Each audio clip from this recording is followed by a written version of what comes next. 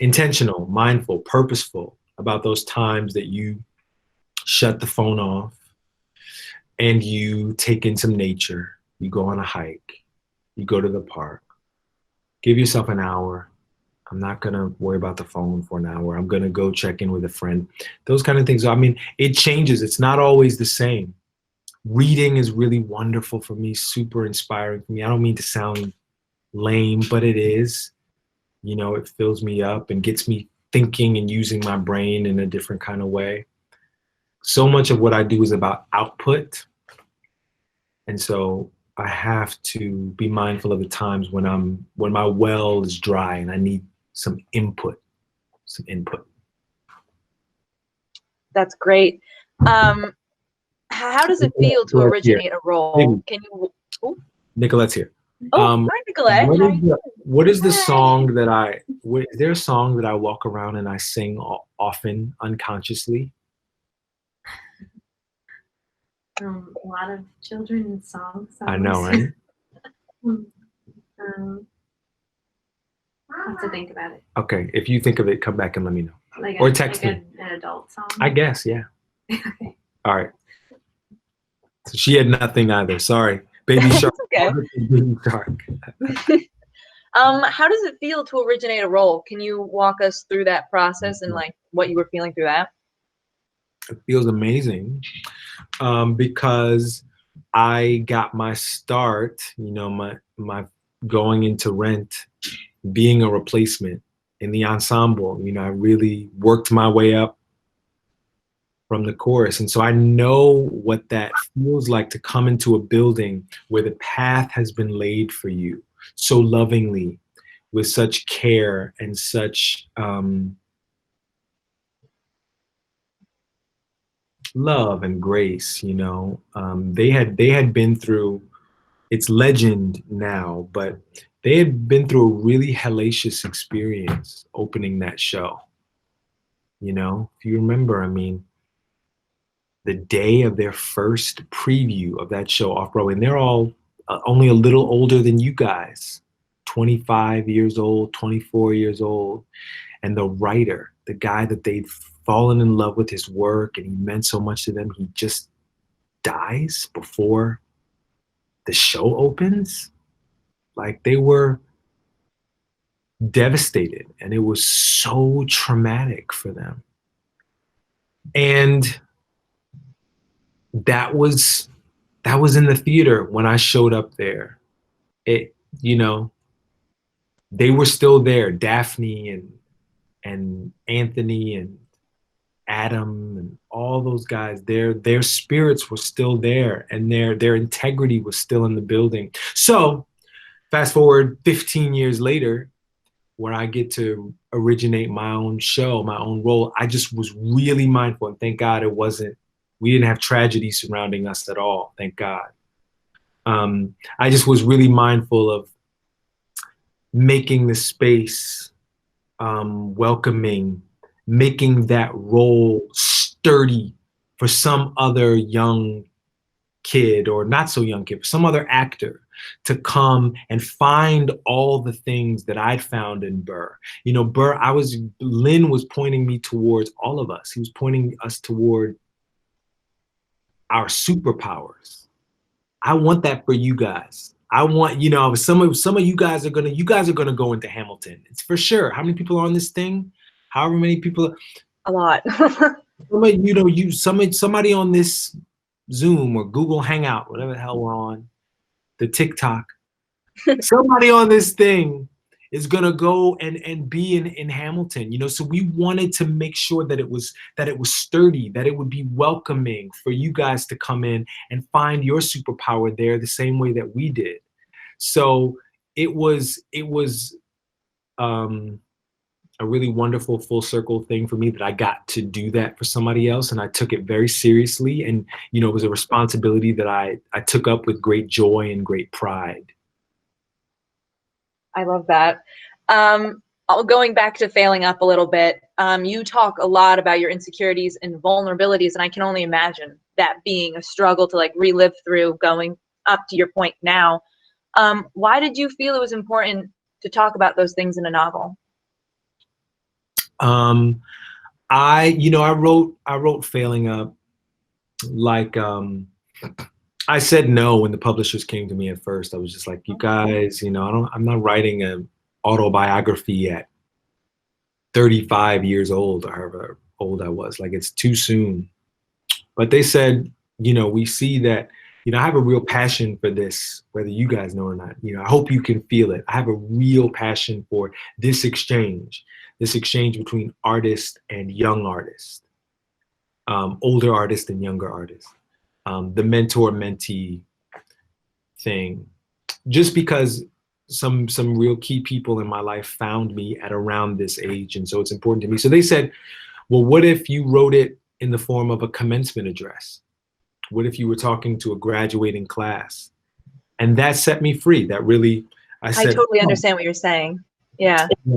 I said, oh, that I can do. Can I think about where I was at 21 and what I needed to hear, what might have helped me? That I can do. So that really set me free. And I really got to thinking about all the graduations that I've had, even since my college graduation or my high school graduation, for that matter.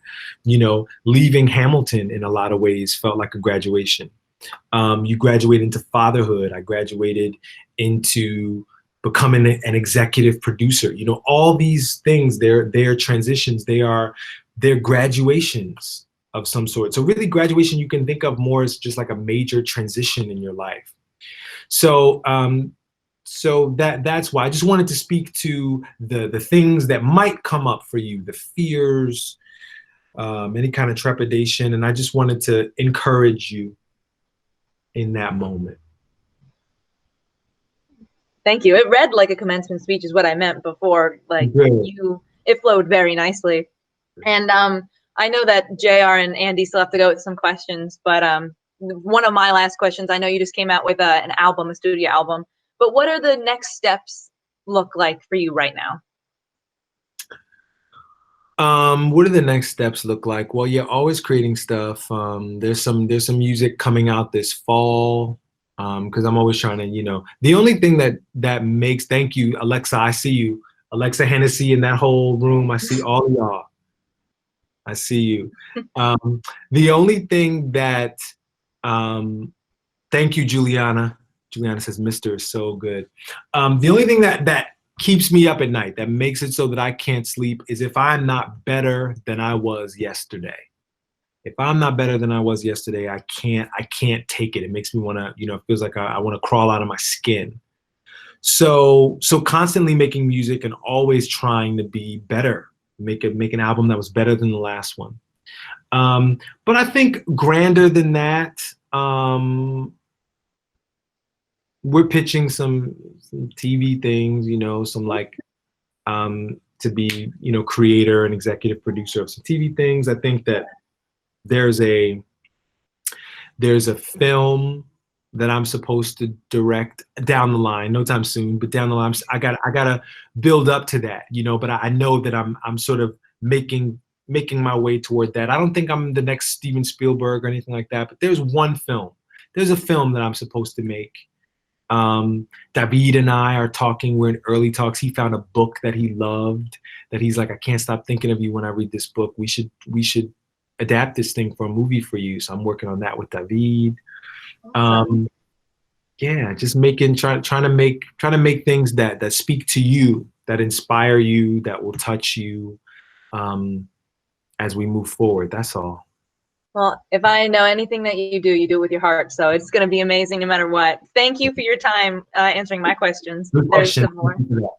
Thanks. Hi, Leslie. So I just want to say that probably the highlight of my quarantine and my summer was when Hamilton came out on Disney Plus.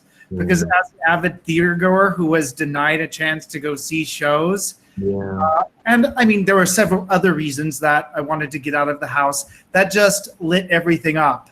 It was a great experience. I enjoyed it so much.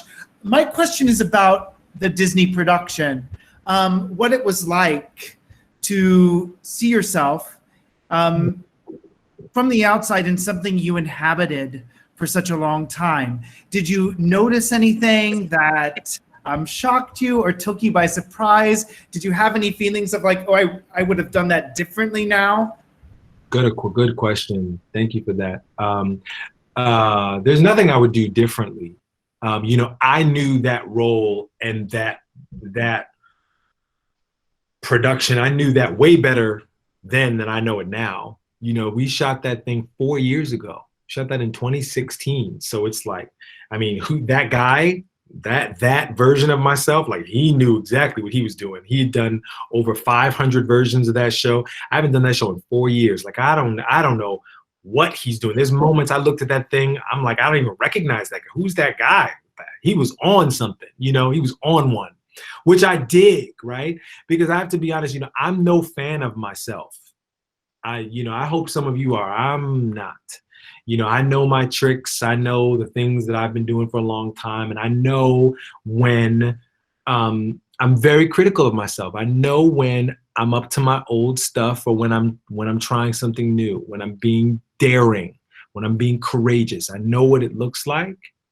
And the most thing that I can, that I can give myself is like, not bad. That's the most I give to myself.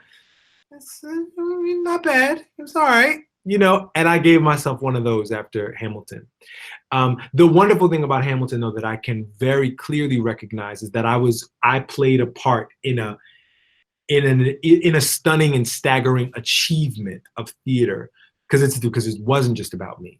It's about Lynn's words and David and Philippa and Oak and Jasmine and Renee and the ensemble of dancers and Howell Binkley's lighting, who we just lost, and David Corns' set and Andy Blankenbuehler's choreography. So I am playing my position in a really large on a big team, So I can recognize that I held my position, that I did what I was meant to do on that team. I'll say. That's fantastic. Really enjoyed it. Thank you for answering my question. Andy, I'm going to give it over to you. Okay, so I actually have a couple of musical questions of a technical nature, but Okay. I think your insight and experience would be really particularly valuable. One thing I'm wondering is, do you have a particular strategy for integrating movement or dance with singing and acting? Often this is a struggle for young performers to integrate things like this. They get the music really good, but then when they have to start to integrate the movement, everything sort of becomes a huge challenge. So I'm just wondering if you might have any particular strategies that you could share with us. Well, for me, it all started very fragmented. When I was in Philadelphia, there was no real like musical theater training when I was coming up. So when I was singing, I was with singers. When I was dancing, I was with dancers, which meant I was always the worst in the class because I was with people that went on to be in Alvin Ailey, real dancers and ballet dancers. And when I was acting, I was with actors. So it all started separately for me. And I just think practice. There's really no getting around doing the work, doing that really hard thing of watching it back, listening to it back, and really becoming a coach for yourself, really becoming the chief authority on what it is you do and what it is you're working on, what you need to wear. It doesn't mean that you can have many coaches, Olympic athletes, and all-stars, NBA all-stars have coaches, sometimes more than one, most times more than one. Players in the NFL, they have more than one coach. So, you can't, as long as it's somebody that you respect, that's offering you ways to make yourself better. You can't have too many, but you need to be on that team. You need to be a coach for yourself. So to answer your question, I haven't found anything better than studying the greats, studying the masters, and then looking at my work whenever I can see it from the outside, and doing that hard thing of critiquing it and giving myself notes and just continuing to try to get better. So true.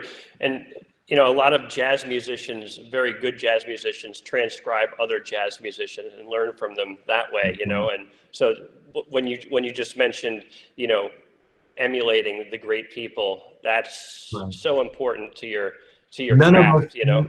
yeah, none of us are, you know, what am I trying to say? You know, we're in the tradition. We're in the tradition of a lot of, proudly in the tradition of a lot of brilliant performers. Gregory Hines.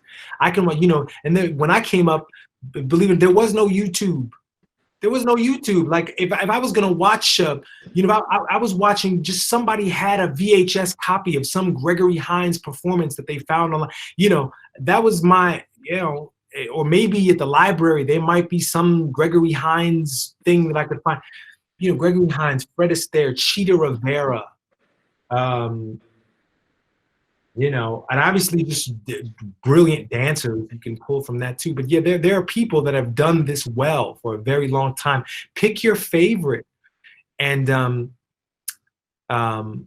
you can find your innovation through imitation. You know, you start by just trying to feel it the way they felt it.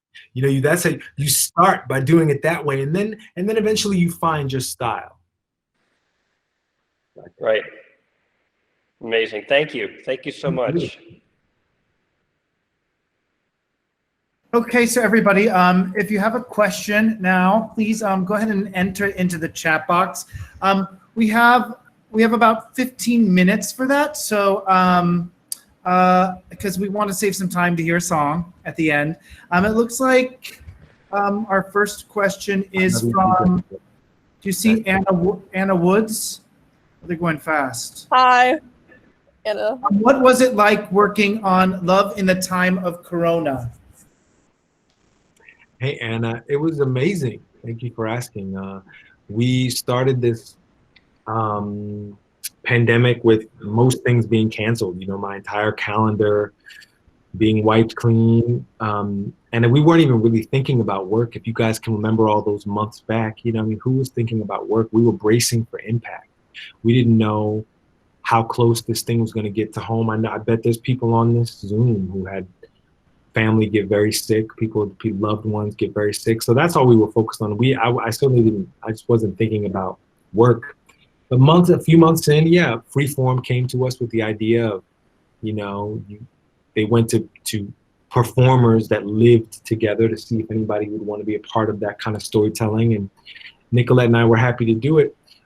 We needed to do it. We wanted to, you know, art is part of how we process our trauma and our grief and our confusion.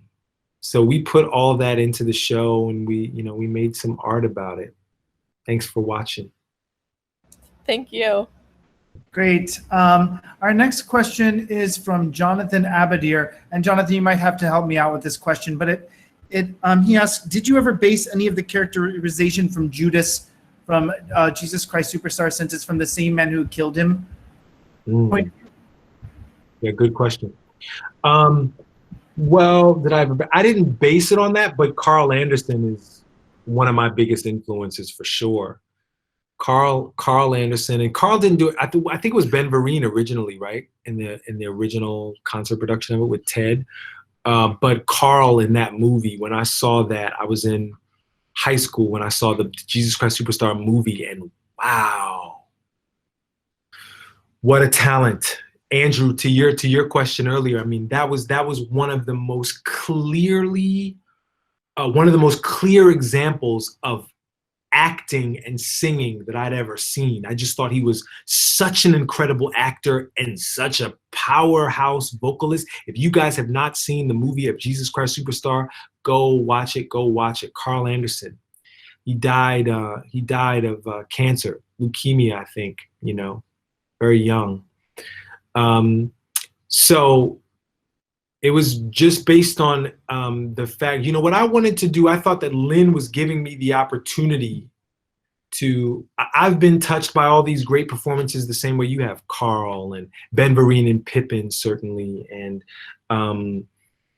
Joel Grey and Cabaret, and you know, those iconic moments, right? Those iconic iconic moments of theater. And I thought that Lin had certainly given me the material to make something like that. And so that was my bar. I was trying to make something, whether I achieved it or not is not for me to say. But I was trying to make a role that had the same kind of iconography that Ben Vereen had in Pippin, that there was a way he stood, there was a way he moved, that it's like, that's Burr. You know, that Burr meant something now.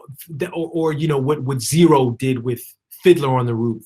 You know, I thought that Lin had created iconic characters in that way, and so we had to be bold, and we had to really make those outlines clear, so that, you know, look at the ad campaign for Hamilton. We're in silhouette. We had to do something that was so clear that you recognized us in silhouette. You know, Lin, you recognize him by like an iconic pose. You know, that's powerful. The Phantom Mask. You know, that there's something that they made that was so strong that, you know, it's just a mask that's all it takes to know who we're talking about. So I was inspired by it, man. I was been inspired by the greats. Awesome. Yo, who just said they paint custom shoes? Paint me some shoes. Come on, I want some shoes. I do. Let's go, Juliana. Let's go. Find me on social, okay, I'll tell you where you can send them. Find me on social media. Okay, definitely. On Twitter is easy. Okay, awesome. Thank you. The next question is actually from Juliana. Juliana asks, what was your experience like writing and recording Remember Black? Love you so much. You are incredible. Love you too. Oh man, Remember Black was so fun. My friend, you guys, if you guys don't know Rafael Casal, get to know him. He is David's best friend. He and David wrote, starred in, and produced that movie Blind Spotting that I love so much. And Rafa was a main collaborator for Mister, for that album that I made. And it was Rafa's original idea that he wanted to take one set of lyrics and travel through as many different styles of music as we wanted to travel through, just to really illustrate the symbolic contribution that Black people have made to this country, and how we can start something or contribute in a major way to something, and how it can be gentrified. And, you know, the thing that we started can go on to make millions and millions of dollars for people that don't look like us, whether it's brownstones or hip hop or, you know, soul food, or, you know, lots of things you can point to. He just wanted to illustrate that in a song. So we just go through many different styles of music using the same lyrics, and we say, look at all we've given this great nation, and we're kind of reclaiming it a bit. Thanks for listening, but I love that song. I love it also. Thank you. Thank you, Juliana. Our next question is from Kelsey Kovacs. Kelsey? Basically. Hi. Hi. I just wanted to ask you what your favorite part about being in the Hamilton production was, but also what was the most challenging part of being a part of the whole show?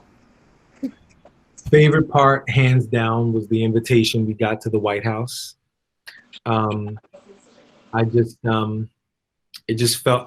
never felt more in touch with my purpose as an artist. In that one afternoon, in touch with my purpose, in touch with my power as an artist. You know, so we have the leader of the free world right here, and maybe more importantly, his wife. Because sometimes the best way to even get to the powerful people are through their partners. You know, their partners are very, very important. She was the first one that saw Hamilton. That's what I mean. You know, First Lady Michelle Obama came to see Hamilton and loved it so much. She helped spread the word about that. So we have them right here for 45 minutes. And we have their undivided attention for 45 minutes. That's power. maybe we can do something today. Maybe we can leave them with something that they'll never forget. Maybe we could create a feeling in them that they'll never forget. That was my favorite moment. None of the awards, it wasn't the awards, it wasn't any of that. It was that afternoon. And the most challenging part was the creation, the creation of it. Because I had look at that little cute child, Josie. What is? Hi. So yeah, the most challenging part was believing that I could be enough, believing that I could do something that would be worthy of this piece and of value.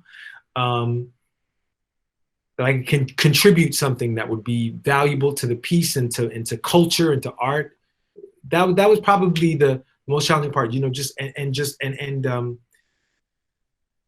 doing the work to make myself proud. Thank you so much. You're amazing. Thank you. Our next question is from Adam Granger, and I actually want to tag on to this question too, because their fall play this semester, they're going to be performing online. And Adam, your question is based, are you here, Adam? Yeah, well, so, I recently, it was basically like last year where I really started to get myself out into the world, and that's when I joined the Manhattan College Players. And it was really disappointing when COVID first hit the world and we all had to like separate from each other. And I really want to participate in stuff because like everything I've done in Players up to this point has been really amazing. But like remote performing is like the next best thing we have, but I have always just felt like there's just something like missing from it. And I want to know if there's like a way to find like, to help find within myself, like what is missing and, still get myself to be willing to partake in something, even if it's not quite the same. Yeah, man. Good question. Thank you for that, Adam. And Also, congratulations on putting yourself out there. Go ahead.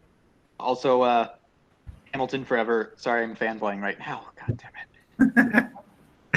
Let me say, there are people out there already that are being innovative in the space, in this new way. We're creatives, right? We're creatives, and so we have to find ways to innovate. We have to find ways to reach people and reach out. So what is I gotta look for it because it's so good. I was so blown away by this group of people that went on to make a digital play reading, and it's one of the most innovative things I've seen in quarantine. It was so much so that I don't even know how they did it. I don't know how they did it, but super strong. I found the guy. Where is it? It's going to be worth it. Forgive me, I'm looking. So the creator's name is Larry Powell. Got it. The creator's name is Larry Powell, and he created a series. It's all on YouTube, but the actors never were together. It's called The Gaze, G-A-Z-E, The Gaze series. And I was blown away by already, people in quarantine, creatives in quarantine, figuring out how to be as effective and potent as they possibly can be. That's all we're trying to do. We're trying to get through this moment. We will gather in spaces again together. But in the meantime, we have to be creative. We have to figure this out. So, it's partly that. It's partly, what the Public Theater did. The Public Theater, moving all their Shakespeare plays to making them radio plays and how fun that was to listen to. And we create our way out of any box that people try to place us into. We create our way out of the box. So you can do it. I look forward to seeing how you guys find a way to still be vital and make necessary art, because we certainly need the art. So be creative. Thanks. Thank you. Yeah, it really helped. And we have time for, I think, one more question because we would like to hear a song. And Great. There was a song from Allie Powers. Allie? Hi. Hey. So basically what I wanted to know was so you go from singing on stage to recording a live album, like not a live album, but a studio album. How do you channel that energy to make it seem like you're still on stage? You have the same power when you're on stage recording. Good question. Thanks. It's a very I'm just making sure that I'm all set to sing. I'm very physical in the studio. You know, I'm very physical because and sometimes that's not even enough, you know, but I'm in there, I'm moving around, and I'm, 60 Minutes, I think, came into the studio and while we were doing the Hamilton recording, while we recording that album. So you can see there's footage somewhere of us making the album, and we're doing the show. Most of us are in there like doing the show because, you just got to trust that it will read. And so when I'm making my albums now, I've gotten better at it because you can get better at anything you practice. Anything you practice, you can get better at. You record it, you listen back every now and again. I've recorded albums top to bottom again and again because sometimes even me being physical, it's like it doesn't sound joyful enough. It doesn't sound heartbreaking enough. It doesn't sound urgent enough. Whatever the note is I have for myself, you go in and you figure out what is the alchemy, what is the thing I need to do to make this sound the way I need it to sound. So yeah, like everything is trial and error, but I will say, when you get in the studio, it's not about like, and now my body dies and it just becomes about this. It is fully, I leave the studio and I'm exhausted because it is a fully physical thing. It's tense. And it is full-bodied. Thank you. Yeah. You know what? I think we even have time for like one tiny short question before you sing. And I forget who asked it, but somebody asked what your coffee order is. I see you've seen Hamilton 12 times. I see you, baby. 12 times you've seen it on 12 times on Disney Plus? Yes. Oh, that's very sweet. Somebody said we, I wouldn't say this, it's not for me to say, but somebody said, you guys have made the new Wizard of Oz. I don't know what that means, but I think it's just making the thing that somebody, what's your name, baby? What's your name? Sorry. My name's Jewel. Jewel. Something that little Jewel wants to watch 12 times, something that she can put on and gives her enough entertainment, enough fantasy, enough joy that it makes her keep coming back and back and back. So that means a lot. Ask your question one more time, JR. I'm sorry. Thank you. Sorry. Thank you. It was a short question, and I forget who asked it because there's a lot of questions here. But somebody wants to know what your coffee order is. Black. Period. Sounds good to me. Easy. And you can tell a lot, man, that there's a lot of variance in a black cup of coffee. A good cup of black coffee should taste delicious. Shouldn't be gross, Yeah. So you can tell a lot from a black cup of coffee. Thank you guys so much. Let me sing my thank you in this way. Thank you for giving me the opportunity to reach out and touch some people today. And I know we have lots of Hamilton fans, so let's do a Hamilton song. What do you say?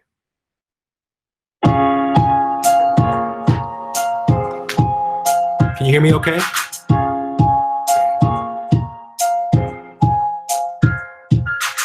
Theodosia writes me a letter every day. Keeping up at home while her husband is away. He's on the British side of Georgia. He's trying to keep the colonies in line. But he can keep all of Georgia. Theodosia, she's mine. Love doesn't discriminate between the sinners and the saints. It takes. Keep loving anyway. We laugh, we cry, we break. There's a reason. Mute. I'm willing to wait for it. I'm willing to wait for it. Grandfather was a fire and brimstone preacher. There are things that the homilies and hymns won't teach us. My mother was a genius, father commanded respect. When they died, they left no instructions, just a legacy to protect. Death doesn't discriminate between the sinners and the saints. We keep living anyway. If there's a reason I'm still alive, when everyone who loves me has died, I'm mulling away for it. I'm mulling away for it. I am the one thing in life I can control. I am inimitable, I am an original. I'm not falling behind or running late. I'm not standing still, I am lying way. Hamilton faces and endless uphill. He has something to prove, he has nothing to lose. Hamilton's faces relentless, he wastes no time. What is it like in his shoes? Hamilton doesn't hesitate. He exhibits no restraint. Takes and he takes and he takes, and he keeps winning anyway. He changes the game, plays and he raises the stakes. And if there's a reason he seems to thrive and so few survive, and God damn it, I'm willing to wait for it. I'm willing to wait for it. Life doesn't discriminate between the sinners and the saints. It takes and it takes and it takes. Rise and we forward. And if there's a reason I'm still alive, but so many have died, I'm willing to wait for it. Wait for it. Wait for it. Thank you guys so much for having me. Appreciate it.